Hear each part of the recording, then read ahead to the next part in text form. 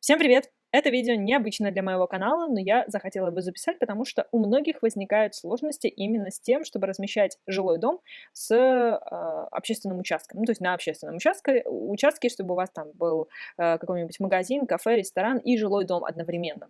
Хотя все очень просто, но я решила подробненько это все показать, а также рассказать некоторые тонкости, с которыми вы столкнетесь, когда будете жить на общественном участке.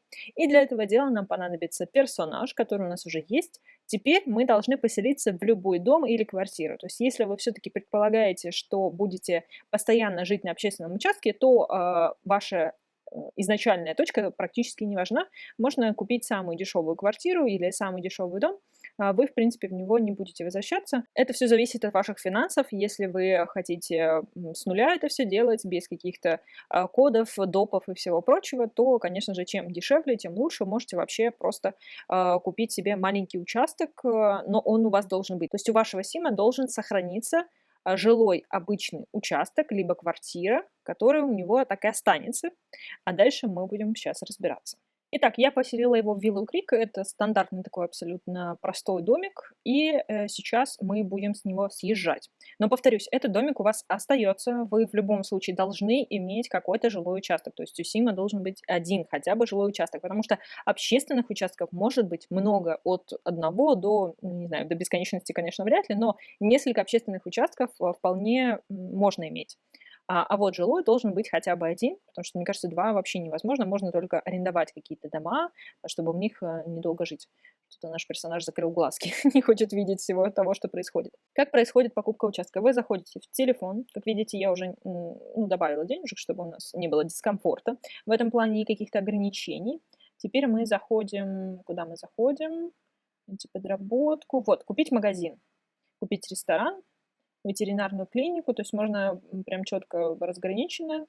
Ну, то есть у каждого участка же есть свое назначение, и вы можете как бы сразу определиться. Но потом, насколько я знаю, можно будет менять это все назначение участка. Так, давайте просто магазин купим. Отжимаем паузу. Он у нас звонит, и сейчас нам предложат на выбор все участки, которые доступны по тем деньгам, которые у нас уже есть. Так, в принципе, вы можете вообще выбрать любой участок, и он поменяет свое назначение. Вот, например, у нас есть участок, ну, точнее, целый город, где только вот торговый центр, торговля. И вот здесь есть пустой участок, вы можете его приобрести.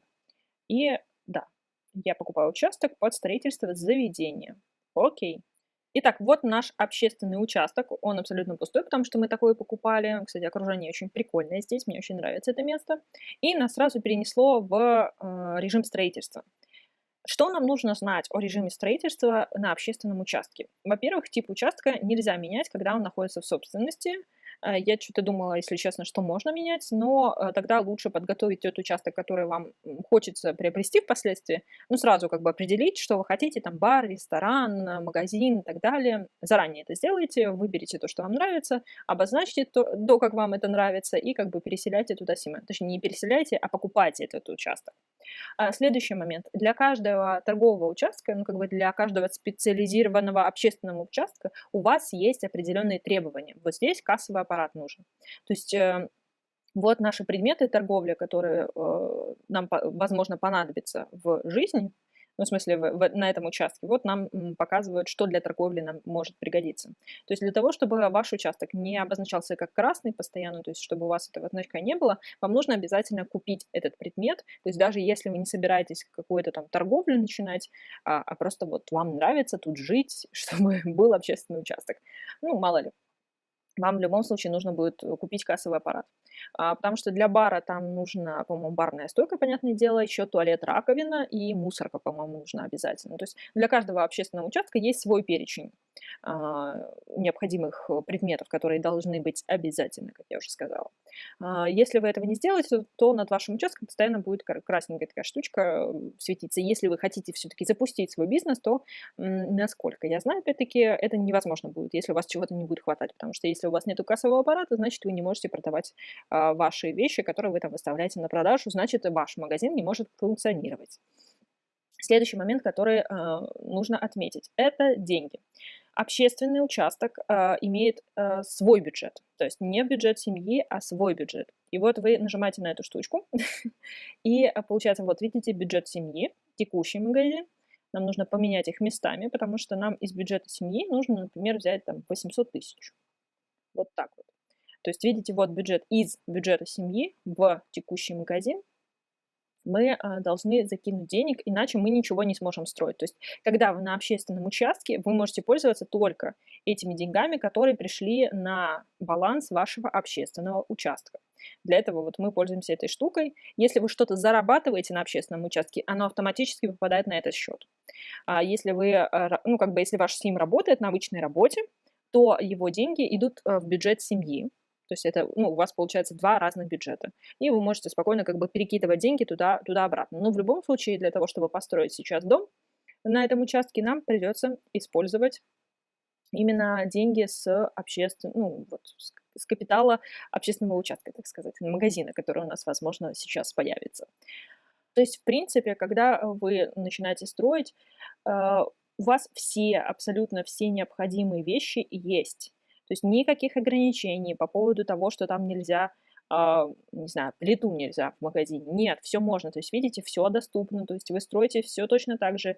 Кровать доступна, комоды, все, абсолютно все вещи, которые вам нужны, они есть. Да, есть отдельно выделенные для торговли, они вот у вас будут постоянно здесь быть в начале, ну, будут у вас в начале, есть какие-то вот такие всякие настенные колонки, унитазы, общественные туалеты. Это все вот нужно для общественного участка, оно у вас будет. Но все остальное открыто. То есть вы строите так, как вы хотите, что вы хотите. Вы можете построить, вот, например, вот это будет жилой дом, а это будет магазин.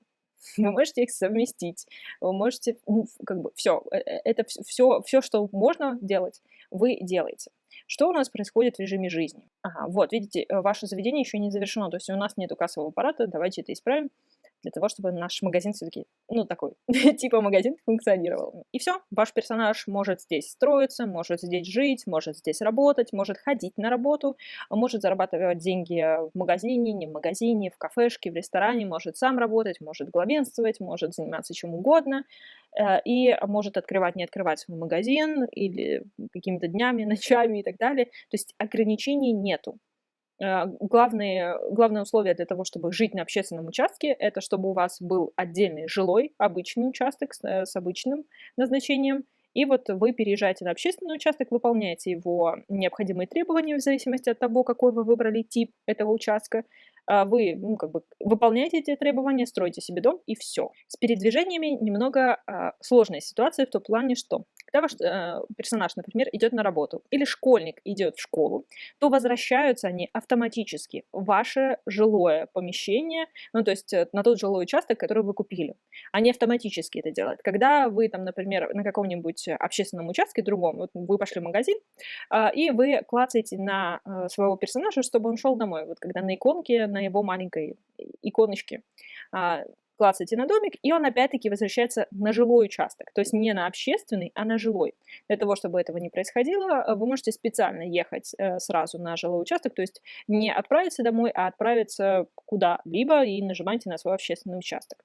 Детей нужно возвращать. Сейчас я покажу, как это конкретно. Итак, ситуация. Наш персонаж обзавелся семьей. Теперь давайте покажу, как происходит ситуация, когда ваш основной персонаж, ну, один из персонажей все-таки остается на общественном участке, все остальные разбежались, кто куда, кто на работу, кто там в школу. Вот у нас есть школьник, у нас есть тоддлер, у нас есть собака, у нас есть супруга. И теперь мы нажимаем на вот эту, как она называется, молнию, и сменить контроль, вот, отправить сюда. Сейчас мы, вот, она появилась. Та-дам! Так, ребенка у нас отправили в детский сад. Теперь мы второго ребенка отправляем сюда, и он тоже легко появляется. Подростки тоже легко появляются. Собака аналогично. Нажимаем, прибегает наша собачонка. А вот с ребенком нет, все прекрасно.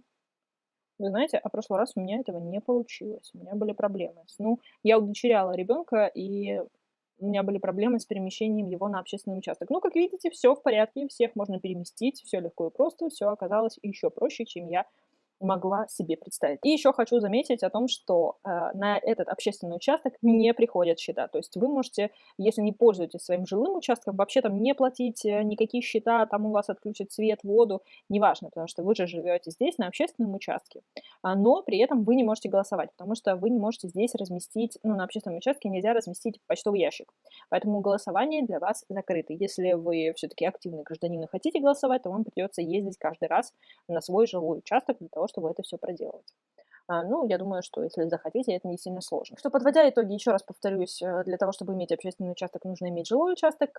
Если вы клацаете на персонажа, чтобы он поехал домой, он будет возвращаться на общественный, как раз-таки на жилой участок. Вам нужно всегда его возвращать все-таки на общественный, если вы на нем живете. Вы не платите по счетам, вы не можете голосовать, но вы можете бесконечно, сколько угодно оставаться на общественном участке, обустроить себе там квартиру, дом, все что угодно, все, что вы захотите, какую угодно архитектуру здесь делать, и вы можете даже не делать назначенный общественный участок, не открывать магазин, не открывать ресторан, можете открывать, можете не открывать, это все ваше дело, и вы этим управляете. В основном через вот эту панель, которая у вас появляется, то есть здесь у вас вот, видите, нету нужного количества этих необходимых предметов. Я так и не купила кассовый аппарат. Вот, как только он купится, мы сможем открыть, но мы можем и не открывать. И не забываем переводить деньги, потому что здесь, на общественном участке, вы можете пользоваться только капиталами, которые на общественное заведение рассчитаны. Вот и все. Все на самом деле очень просто. Нет никаких заморочек в том, чтобы жить на общественном участке. Но, надеюсь, эта инструкция вам поможет разъяснить многие моменты. Так что подписывайтесь, ставьте лайк. До следующих видео. Пока-пока.